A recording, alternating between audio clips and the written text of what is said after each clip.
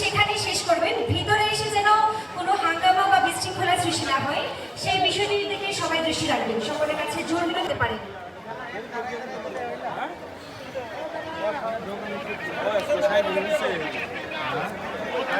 মহোদয়, নরসিংদী সদর 1 আসনে নির্বাচিত এমপি খায়রুল কবির খোকন এবং আমাদের আজকে অনুষ্ঠানের সংবর্ধিত অতিথি professor doctor FM Siddiqui sir, সকলের কাছে বিনীত অনুরোধ করছি দাঁড়িয়ে স্যারদেরকে যথাযথ সম্মান জানানোর জন্য।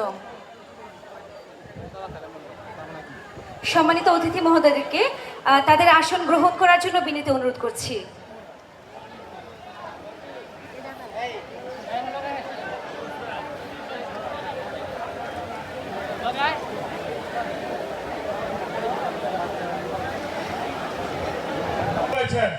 ইনি যখন 2005 সালে জাতীয় সংসদে গেছেন তখন প্রথম অধিবেশনে আমাদের চর এলাকার আগে প্রতিশ্রুতি দিয়েছে যে আমাদের বেড়িবাঁধের বাকি অংশটা আগামী দিনে ওনারা নির্বাচিত হলে বাস্তবায়ন করবে।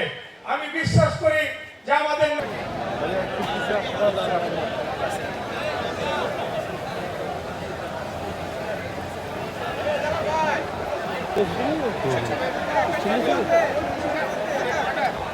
আমরা যারা এখনো এদিক সেদিক দাঁড়িয়ে আছি বা মিছিল নিয়ে স্টেজের ভিতরে আসার চেষ্টা করছি,